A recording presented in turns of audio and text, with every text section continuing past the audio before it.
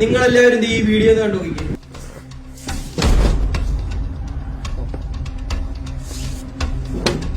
വേണ്ടടാ, ഫൈസും കേസ് ഇത് അറിഞ്ഞാലുണ്ടല്ലോ. ഓ അയ്യോ, എനിക്ക് പേടിയാവുന്നു.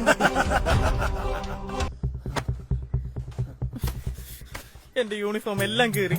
എന്റെ ഡെയിംസേ, മറ്റുള്ളവരുടെ യൂണിഫോം എല്ലാം കീറിയല്ലോ, നിന്റെ മാത്രം എന്താ കീറാത്തെ? അത് കണ്ടില്ലേ, ഈ വീഡിയോയുടെ ഫുള്ള് ഞാൻ കൊടുക്കാത്ത എന്താന്ന് വെച്ച് കഴിഞ്ഞാൽ ഇത് കട്ട് ചെയ്ത് ചില ഭാഗങ്ങളെ ഞാൻ ഇവിടെ കൊടുക്കുന്നുള്ളൂ. കാരണം എന്താന്ന് വെച്ച് കഴിഞ്ഞാൽ ഈ സ്റ്റണ്ട് സീനൊക്കെ ആയതുകൊണ്ട് ചിലപ്പം ഈ കോപ്പിറൈറ്റ് പോലുള്ള ഇഷ്യൂകൾ വരും. അതുകൊണ്ടാണ് ഞാൻ ഇങ്ങനെ കട്ട് ചെയ്തിട്ട് കൊടുക്കുന്നത്. സത്യം പറഞ്ഞാൽ നിങ്ങൾ ഈ വീഡിയോ കണ്ടില്ലേ, ദൈവം എല്ലാവർക്കും ഒരുപോലെ സൗന്ദര്യമൊന്നും കൊടുക്കത്തില്ല, സംഭവം ശരിയാണ്.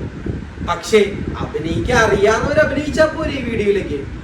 എനിക്ക് ഈ വീഡിയോ കണ്ടപ്പോ തോന്നിയത് എന്റെ ഫോണിന്റെ ഡിസ്പ്ലേയിൽ ഒന്ന് തൂറി എറിഞ്ഞാലാന്ന് വരെ ഞാൻ ആലോചിച്ചു. പക്ഷേ എന്റെ ഫോണിന്റെ EMI തീർന്നിട്ടില്ല.